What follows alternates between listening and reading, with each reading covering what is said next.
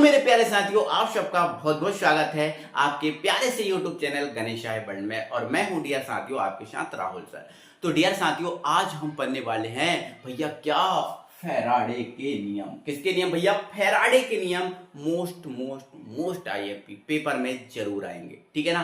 तो आज हम इनको कंप्लीट कर लेंगे बहुत अच्छी तरीके से। तो आइए जल्दी से वीडियो को स्टार्ट कर दे। एकदम बेसिक से यार, सारा कुछ आपको इनको निचोड़ के रख दूंगा अच्छे तरीके से, अच्छे से आप समझते बस जाना, ठीक है। आ जाओ। तो भाई फैराडे के नियम। तो भैया फैराडे जो साहब थे ना, इनका पूरा जो नाम है वो है भैया माइकल फैराडे। क्या है? Michael Faraday. आगे माइकल लगाना पड़ेगा, ठीक है। चलो, इन्होंने अपने नियम ना 1833 में दिए थे। और किससे संबंधित थे भैया? विद्युत अपघटन। सर ये विद्युत अपघटन शब्द क्या होता है? ये थोड़ा नया नया सा नहीं लग रहा? हाँ लग रहा है, टेंशन मत लो, इधर देखो सब समझ जाओगे। भैया देखो इधर, मैं आपको कई बार समझा चुका हूं और आज भी समझा रहा हूं, इधर सुनो, ठीक है। मैं आपको बेटा ये बता चुका हूं, सेल होने के लिए जरूरी है कि भैया उसमें क्या हो? एक पात्र हो। जरूरी है, जरूरी है कि उसमें भैया एक एनोड हो और एक क्या हो? कैथोड हो। जरूरी है, दो इलेक्ट्रोड हो। सेल होने के लिए जरूरी है कि उसमें एक पात्र हो, एक एनोड हो, एक कैथोड, मतलब इलेक्ट्रोड हो। और फिर जरूरी है, सबसे इंपॉर्टेंट वो क्या है भैया? विद्युत अपघट्ट। क्या है भैया? विद्युत अपघट्ट, ये जरूरी है। तो विद्युत अपघट्ट से होने से ही कुछ नहीं हो जाएगा। विद्युत अपघट्ट होगा, मान के चलो इसके अंदर क्या है? H2SO4 है। तो सबसे पहले क्या होता है आपको बता चुका हूं, जो विद्युत अपघट्ट है वो अपने आयनों में टूट जाता है। जैसे H2SO4 है तो H प्लस SO4 2 माइनस में टूट जाएगा। बोलो सही बात है? बोलोगे हाँ सर सही बात है। अब आयनों में टूटेगा, फिर क्या होगा? तो भैया आयनों में टूटेगा, फिर ये होगा कि ये जो आयन है वो एनोड और कैथोड की ओर जाएंगे। एनोड और कहां की ओर जाएंगे? कैथोड की ओर जाएंगे। और एनोड और कैथोड की ओर जाएंगे तो भैया इस सेल में क्या होगा? धारा का प्रवाह होगा। क्या होगा? धारा का प्रवाह। तो जरूरी है सेल के लिए कि जो विद्युत अपघट्ट है वो अपने आयनों में टूटे और फिर ये आयन एनोड कैथोड की ओर जाए, तब सेल में धारा का प्रवाह होगा। और एक और बात भैया, जब ये एनोड कैथोड की ओर जाएंगे तो एनोड कैथोड पर जाकर जमा हो जाएंगे। एनोड कैथोड पर जाके क्या हो जाएंगे भैया? जमा हो जाएंगे। ये जो आयन है एनोड कैथोड की ओर जाएंगे तो वहां पर जाकर क्या होंगे? जमा हो जाएंगे। क्या हो जाएंगे? जमा। क्लियर है बात? चलो सुनो। तो अब ये जो विद्युत अपघटन शब्द है ये समझ जाओगे आप। क्या? सुनो, ध्यान सुनो, विद्युत अपघटन क्या है? तो सुनो बेटा, विद्युत अपघट्ट का, कोई भी विद्युत अपघट्ट है, किसी भी विद्युत अपघट्ट का अपने आयनों में टूटना, किसी भी विद्युत अपघट्ट का आयनों में टूटना और फिर एनोड कैथोड की ओर जाकर धारा प्रवाह करने की जो घटना है वो ही विद्युत अपघटन है। विद्युत अपघट्ट का अपने आयनों में टूटना और फिर एनोड कैथोड की ओर जाकर धारा का प्रवाह करना ही विद्युत अपघटन है। क्लियर है? तो विद्युत अपघटन समझ गए? क्लियर है? आ जाओ अब सुनो इधर, ठीक है। तो 1833 में विद्युत अपघटन संबंधी दो नियमों की खोज की साहब ने। फैराडे साहब ने दो नियमों की खोज की जिन्हें हम फैराडे के नियम कहते हैं। फैराडे के नियम कहते हैं। क्लियर है? अब दो नियम है, तो पहला नियम प्रथम नियम के नाम से जाना गया और दूसरा नियम द्वितीय नियम के नाम से जाना गया। तो पहला नियम प्रथम नियम है, हम आपको समझा दे रहे हैं। इसके बाद द्वितीय समझाएंगे, पूरा समझाएंगे एकदम बेसिक से। क्लियर है? चलो इधर सुनो। तो भैया प्रथम नियम जो है फैराडे साहब का, वो कहता है, इस नियम के अनुसार विद्युत अपघटन की क्रिया में, विद्युत अपघटन समझ गए ना? विद्युत अपघट्ट का अपने आयनों में टूटना, फिर एनोड कैथोड की ओर जाना और फिर धारा का प्रवाह करना, विद्युत अपघटन है। तो इन्होंने बोला कि जब विद्युत अपघटन की क्रिया होती है ना, तो इस विद्युत अपघटन की क्रिया में किसी इलेक्ट्रोड पर, अब चाहे ये इलेक्ट्रोड हो चाहे ये, किसी भी इलेक्ट्रोड पर जमा हुई पदार्थ की मात्रा, मतलब W, पदार्थ की मात्रा को W से व्यक्त करते हैं। हाँ करते हैं। तो हमने क्या बोला था? अभी ये एनोड कैथोड की ओर जाएंगे आयन, तो एनोड कैथोड पर जाकर जमा हो जाएंगे। क्या हो जाएंगे भैया? जमा हो जाएंगे। ऐसा नहीं कि इधर जाके अपना काम करके वापस आ जाए, नहीं, जमा हो जाएंगे। तो यही तो बोला, किसी इलेक्ट्रोड पर जो जमा हुई पदार्थ की जो मात्रा है वो उसमें प्रवाहित आवेश की कैसी होती है? समानुपाती। आवेश मतलब धारा ही होता है ना, पहले आवेश आता है फिर धारा आती है, ऐसा ही होता है ना। तो धारा प्रवाहित होने के गुण को ही हम क्या बोलते हैं, आवेश बोलते हैं ना। ठीक है, तो जो पदार्थ की मात्रा है वो आवेश की कैसी होती है, समानुपाती। कहने का मतलब ये है कि इन इलेक्ट्रोड पर जितनी ज्यादा पदार्थ की मात्रा जमा होगी उसका आवेश उतना ही ज्यादा होगा, और आवेश ज्यादा तो धारा भी ज्यादा ही मिलेगी। आवेश ज्यादा है तो धारा भी ज्यादा ही मिलेगी। क्लियर हो रहा बात को कि नहीं आ रहा, समझ में आ रहा है ना। ठीक है, तो यही बोला, जितनी ज्यादा पदार्थ की मात्रा जमा होगी आवेश उतना ही ज्यादा होगा, क्योंकि समानुपाती है ना। और समानुपाती का तो मतलब ही होता है एक बढ़ेगा तो दूसरा भी क्या होगा, बढ़ेगा। ठीक है, अब अगर मैं इसको अर्थात में लिखना चाहूं, किसमें लिखना चाहूं भैया, अर्थात में, तो अर्थात में क्या लिखूंगा, पदार्थ की मात्रा आवेश के समानुपाती होती है ना, तो पदार्थ की मात्रा क्या रही, W, और समानुपाती किसके है, आवेश के, तो आवेश क्या रहा, Q, तो W समानुपाती क्या आ जाएगा, Q आ जाएगा। बोलो, W समानुपाती क्या आ जाएगा, Q आ जाएगा, समानुपाती है ना, तो W समानुपाती क्या आ जाएगा, Q आ जाएगा। अब आगे समझो। ठीक है, तो ध्यान रखना, पदार्थ की मात्रा जितनी ज्यादा जमा होगी आवेश का मान उतना ही होगा। मतलब पदार्थ की मात्रा ज्यादा तो आवेश ज्यादा, और आवेश ज्यादा तो धारा ज्यादा, है ना। क्लियर है, ये बात तो आप समझ ही गए, इसको हटा दे रहा है। ठीक है ना। अब यहां समझो भैया, आपको बहुत अच्छे से पता है जब जब समानुपाती का चिन्ह हटाया जाता है तब तब बराबर लगता है, और उसके बाद एक नियतांक आता है। तो यहाँ नियतांक अभी तक के आता था, लेकिन यहाँ नियतांक क्या आएगा, Z, और ये बराबर, समानुपाती हटाया बराबर, नियतांक आ गया, और ये Q आपका ज्यों का त्यों रहा। Q आपका भैया ज्यों का त्यों रहा, कोई परेशानी। अब Z क्या है, नियतांक, तो हम Z के बारे में लिख देंगे, जहां Z एक नियतांक है, जहां Z एक नियतांक है जिसे जिसे जिसे विद्युत रासायनिक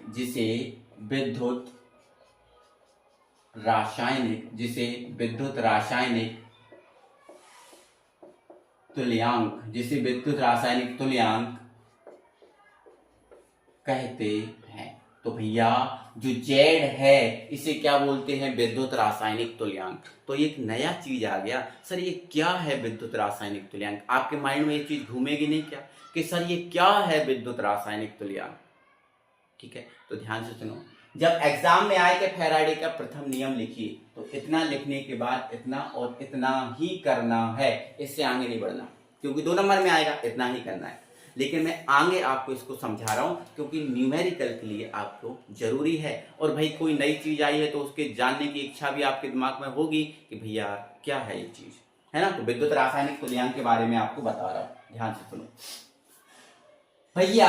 अगर मैं यहाँ एक किंतु लगा दूं, क्या लगा दूं, किंतु, तो आपको पता है किंतु आवेश बराबर क्या होता है, आवेश बराबर क्या होता है, धारा इंटू समय।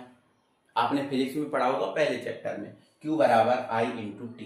तो Q बराबर क्या होता है, I इंटू टी, आवेश बराबर धारा इंटू समय।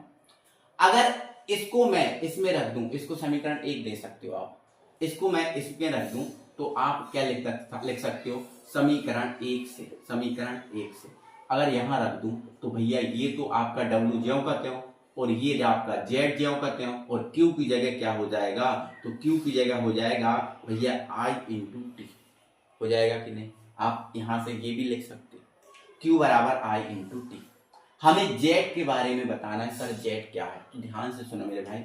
अगर मुझे Z की परिभाषा निकालनी है, क्या निकालनी है, Z की परिभाषा, तो जो I है उसका मान 1 रखना पड़ेगा, T है उसका मान 1 रखना पड़ेगा। तो अगर मैं यहां लिख दूं यदि I बराबर 1, और I का मात्रा क्या होता है, धारा का, एम्पियर, तो I बराबर मैंने 1 एम्पियर रख दिया, तथा जो T है, T बराबर भी भैया मैं 1 रख रहा हूं, बट T तो समय है, तो समय तो सेकंड में होता है, समय तो किसमें होता है भैया, सेकंड में होता है। तो मैंने यहां क्या किया है, I का मान 1 रखा और T का मान कितना रखा, 1। अब दोनों के मान 1 रखे, पता मतलब मैंने क्या किया, मतलब मैंने ये कर दिया कि सेल में 1 एम्पियर की धारा को 1 सेकंड तक बहने दिया। ऐसा करके मैंने पता क्या किया है, ऐसा करके मैंने ये किया है कि 1 एम्पियर की धारा को 1 सेकंड तक बहाया मैंने, किसमें, सेल में, किसी भी सेल में। तो अगर किसी सेल में 1 एम्पियर धारा को 1 सेकंड तक बहने दिया जाए तो क्या होगा भैया, यहां रखो W की वैल्यू, W ज्यों का त्यों, ये Z ज्यों का त्यों, I का मान कितना 1 और T का मान भी कितना 1, और जब इनके एक एक मान हो गए तो W बराबर क्या आ गया, Z आ गया। W बराबर क्या आ गया, Z आ गया भैया। W बराबर क्या आ गया, Z आ गया। W बराबर क्या आ गया, Z आ गया। अब W क्या है सर, तो W तो भैया पदार्थ की मात्रा है, देखो पदार्थ की मात्रा है, और Z क्या है, Z है सर विद्युत रासायनिक तुल्यांक है। तो पदार्थ की मात्रा और विद्युत रासायनिक तुल्यांक दोनों बराबर आ गए।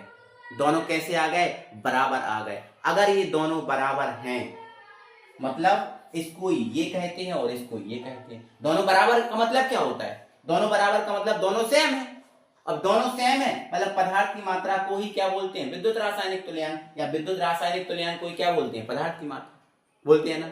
लेकिन ये बराबर आए कब, जब ये बराबर कब आए, तो भैया जब 1 एम्पियर की धारा को मैंने 1 सेकंड तक बहने दिया ना, तब ये दोनों बराबर आए, तब ये दोनों बराबर आए। तो मैं आगे कितना सा लिख सकता हूं, तो मैं आंसर से समझो, है ना। मैंने यहां पर कुछ शब्द लिखे हैं। यदि किसी सेल में 1 एम्पियर की धारा 1 सेकंड तक प्रवाहित होने दी जाए, अगर कोई सेल, कोई भी दुनिया का कोई सेल हो सकता है, अगर किसी सेल में 1 एम्पियर की धारा को 1 सेकंड तक प्रवाहित होने दिया जाए, तब इलेक्ट्रोड पर जो जमा हुई पदार्थ की मात्रा होगी, मतलब W, है ना, को ही विद्युत रासायनिक तुल्यांक कहते हैं। भैया W बराबर Z आया ना। अब W बराबर Z कब आया, जब हमने 1 एम्पियर की धारा 1 सेकंड तक बहने दिया, तो हमने इसको अच्छे से लिख दिया। जमा के किसी सेल में 1 एम्पियर की धारा 1 सेकंड तक प्रवाहित होनी जाए, तब इलेक्ट्रोड पर जमा हुई पदार्थ की मात्रा को ही विद्युत रासायनिक तुल्यांक कहते हैं। तो भैया विद्युत रासायनिक तुल्यांक कोई अलग नहीं है, बस क्या है, पदार्थ की मात्रा ही है। लेकिन 1 एम्पियर की धारा 1 सेकंड प्रवाहित होने दिया जाए, तब इलेक्ट्रोड पर जो जमा होगी पदार्थ की मात्रा, वही विद्युत रासायनिक तुल्यांक होगा। तो अब ये नियम फाइनली खत्म होता है, अब ये नियम फाइनली खत्म होता है। आई होप आप ये सारा कुछ समझ गए होंगे। पेपर में बता दिया इतना ही लिखना है, लेकिन ये आपके लिए एक्स्ट्रा नॉलेज दिया गया है ना, कि W बराबर क्या होता है भैया, है ना। अगर आपको इस रूम में लिखना है तो I इंटू टी, या W या जो Z है वो क्या है, पदार्थ की मात्रा ही है। क्लियर है भाई, Z के बारे में समझ गए। अब इसके बाद अगर आप इतना समझ ही गए हो, ये चीजें आप अच्छे से जान ही गए हो, तो फिर यार थोड़ा सा और जानो, थोड़ा सा और जानो। वो चीज हमें न्यूमेरिकल में जरूरत पड़ेगी, है ना। तो थोड़ा सा और जान लो भैया, क्या दिक्कत हो रही है ना। ज्ञान तो भैया चारों ओर बट रहा है, जहां से ले पाओ, जितना ले पाओ उतना ले सकते हो। तो जानो जानो। तो भैया मैंने यहां लगाया नोट, क्या लगाया, नोट, नोट, ठीक है। तो ध्यान से सुनो, ध्यान से सुनना। मैं यहां नोट में लिख रहा हूं, किसी तत्व, किसी तत्व द्वारा एक इलेक्ट्रॉन, किसी तत्व द्वारा एक इलेक्ट्रॉन ग्रहण करने के लिए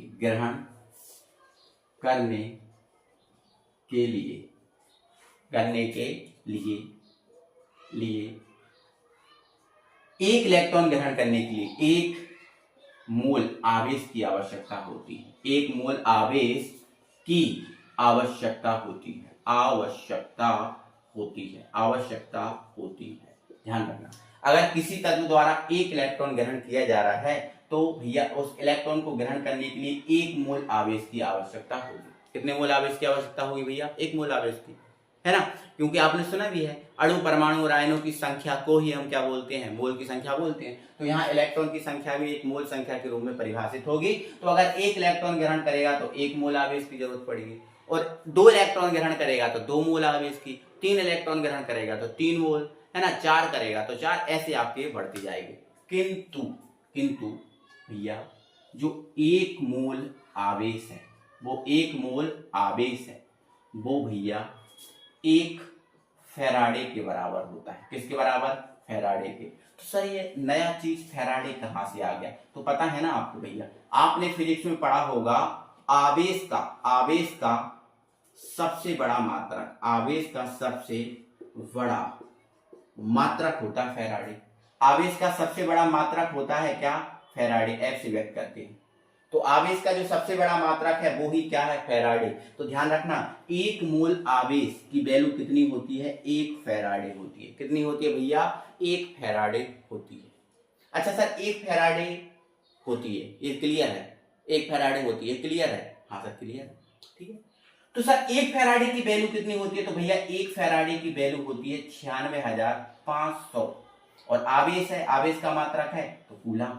तो एक फैराडे की वैल्यू कितनी होती है भैया, 96,500 कूलम। ये याद रखना, ये वैल्यू मैं आपको निकाल के भी बता सकता हूं, है ना। तो देखो मैं बता रहा हूं आपको कि भैया एक मोल आवेश, एक मोल आवेश, एक मोल आवेश, है ना, आवेश है तो Q बराबर क्या होगा, NE होगा। होगा कि नहीं होगा? N क्या है, मूल संख्या। N क्या है, मूल संख्या। तो N कितना, एक मोल है, तो एक मोल इंटू इलेक्ट्रॉन, एक मोल इंटू इलेक्ट्रॉन। N क्या है, मूल संख्या, और ये क्या है, इलेक्ट्रॉन।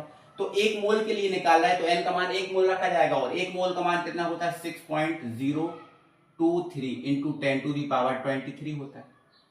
और इलेक्ट्रॉन पर आवेश कितना होता है, तो भैया इलेक्ट्रॉन पर आवेश कितना होता है, 1.6 इंटू 10⁻19 कूलम।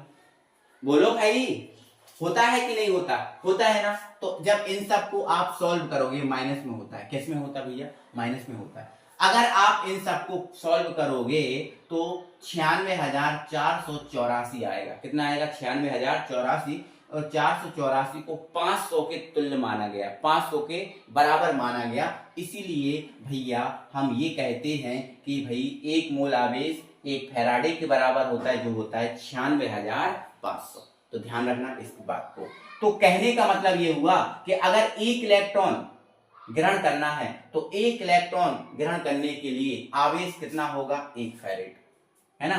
तो एक इलेक्ट्रॉन के लिए आवेश कितना होगा भैया, आवेश कितना होगा भैया, एक फैराड। कितना होगा, एक फैराड। और एक फैराड का मान कितना है भैया, 96,500, 96,500 है कि नहीं है, ठीक है।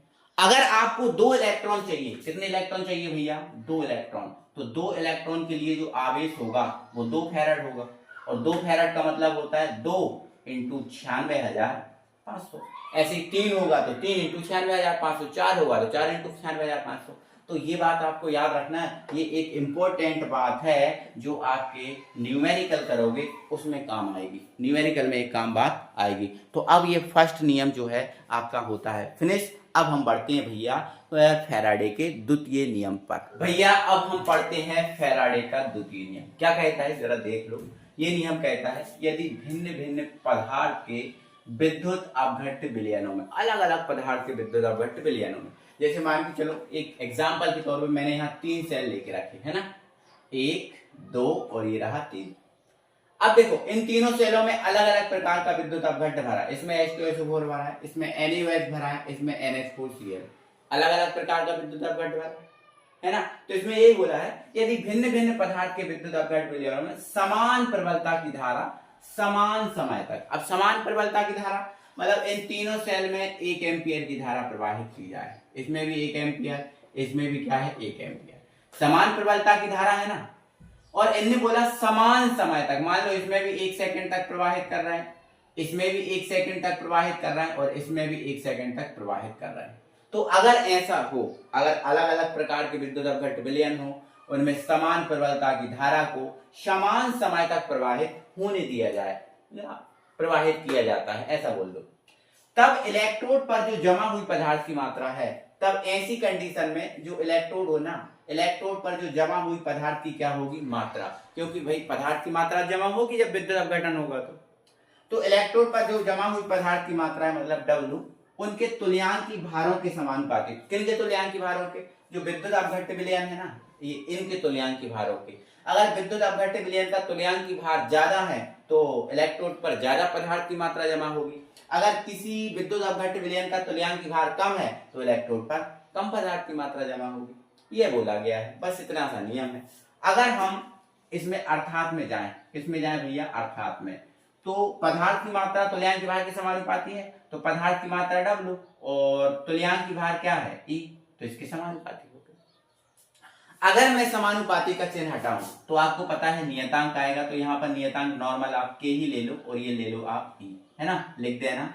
जहां के एक नियतांक है, जहां के एक क्या है, नियतांक है। एक नॉर्मल नियतांक होता है, ये कोई विशेष नियतांक नहीं होता।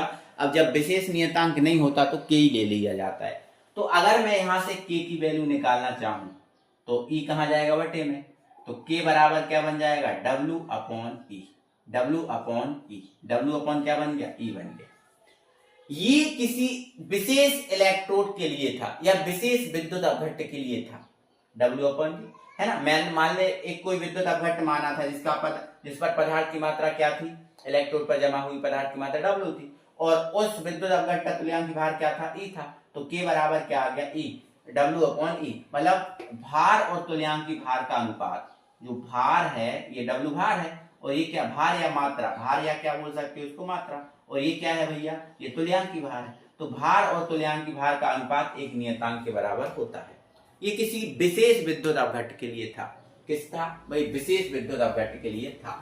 लेकिन अगर मैं यहाँ पर अलग अलग टाइप के विद्युत अपघट्ट विलयनों के लिए देखूं तो क्या होगा, तो यहाँ देखो ध्यान से, मैंने यहाँ पर एक देखो, एग्जाम में आपको इतना ही लिखना है भैया, एग्जाम में आपको इतना ही लिखना है। मैं अब आपको एक्स्ट्रा बता रहा हूँ फॉर न्यूमेरिकल के लिए, ठीक है ना। मैंने अलग अलग टाइप माना, मैंने माना यदि विभिन्न प्रकार, यदि विभिन्न, यदि विभिन्न प्रकार के विद्युत अपघट्ट विलयनों में, विद्युत अपघट्ट विलयनों में इलेक्ट्रोड पर, किस पर भैया, इलेक्ट्रोड पर जमा हुई पदार्थ की मात्रा, मान लेता हूं मैं W1, W2, W3 ऐसे विभिन्न प्रकार की माना ना मैंने। तो विभिन्न प्रकार के विद्युत अपघट्ट विलयनों, अलग अलग टाइप के विद्युत अपघट्ट विलयनों के लिए मैंने मान लिया, मान के चलो एक टाइप के लिए W1 हो गया, दूसरे टाइप के लिए W2, तीसरे टाइप के लिए W3, ऐसे अलग अलग प्रकार के लिए इलेक्ट्रोड पर जमा हुई पदार्थ की मात्रा W1, W2, W3 ऐसे अनंत तक मान लिया, ठीक है। तथा उनके तुल्यांकी भार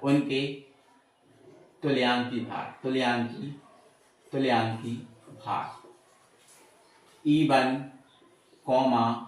E2, E3 उनके तुल्यांकी भार, मतलब जो विभिन्न प्रकार के विद्युत अपघट्ट लिए है ना, विद्युत अपघट्ट का तुल्यांकी भार होगा कि नहीं होगा, तो उनके तुल्यांकी भारों को मैंने E1, E2, E3 ये सब मान लिया। तुल्यांकी भार जानते हो, नॉर्मलता में आपको बताया था, जब नॉर्मलता पढ़ाई थी तो निकालना बताया था मैंने, ठीक है ना, ये मान लिया। तब इस नियम के अनुसार क्या होता है भैया, ये नियम तो कहता है W और E का अनुपात K के बराबर होता है। W और E का अनुपात किसके बराबर होता है, K के बराबर होता है। तो अगर मैं यही बात W1 और E1 के लिए करूं तो क्या हो जाएगा, तो भैया ये हो जाएगा K बराबर W1 और E1, होगा कि नहीं। इस नियम के अनुसार W और E का अनुपात K के बराबर हो रहा है, एक नियतांक के बराबर हो रहा है ना, तो नियतांक तो हमेशा नियत रहता है, वो तो बदलेगा नहीं। तो अगर मैं W1 और E1 के लिए बात करूं तो ये W1 अपॉन E1 बराबर क्या हो जाएगा, K हो जाएगा। इसको आप समीकरण नंबर 1 दे सकते हो। तथा अगर मैं W2 और E2 के लिए बात करूं तो K बराबर क्या हो जाएगा, W2 अपॉन E2, इसको आप समीकरण 2 दे दो। ऐसे ही इसके लिए बात करूं तो W3 अपॉन E3, फिर W4 upon E4, W5 upon, ऐसा होता जाएगा। तो अगर मैं भैया समीकरण 1 बार 2 को मिला दूं, 1 बार 2 से लिख दूं, 1 बार 2 से मिला दूं, तो ये तो भैया LHS इसका बराबर है, और जब LHS बराबर होते हैं तो RHS भी क्या होंगे, बराबर होंगे कि नहीं होंगे, बराबर होंगे कि नहीं होंगे, होंगे ना। मतलब हम ये कह सकते हैं कि विभिन्न प्रकार के विद्युत अपघट्ट विलयनों में पदार्थ की मात्रा और तुल्यांकी भार का अनुपात हमेशा कैसा चलेगा, बराबर चलेगा। हमेशा कैसे चलेगा? बराबर चलेगा। विभिन्न प्रकार के विद्युत अपघट्ट विलयनों में पदार्थ की मात्रा और उनके तुल्यांक की भार का अनुपात हमेशा हमेशा हमेशा हमेशा कैसा होता है? बराबर होता है। कैसा होता है? बराबर। ये किसने बताया भैया? हमें ये द्वितीय नियम ने बताया, फैराडे के ने, है ना। तो ये एक्स्ट्रा चीज है और एग्जाम में लिखना है तो इतने लिखोगे, ठीक है ना। तो आई होप आपको ये चीजें आप समझ में आई होंगी। और फैराडे के 2 ही नियम थे जिसको हमने कंप्लीट किया। अब इसकी न्यूमेरिकल आपको अगली वीडियो में मिलेगी, कोई परेशानी नहीं है, आपको सारा कुछ करा दिया जाएगा। आपको करना क्या है? दिल से वीडियो को लाइक करना है, अपने मित्रों में शेयर करना है वीडियो को, है ना। ओके, फिर मिलते हैं अगली वीडियो में, तब तक के लिए बाय बाय।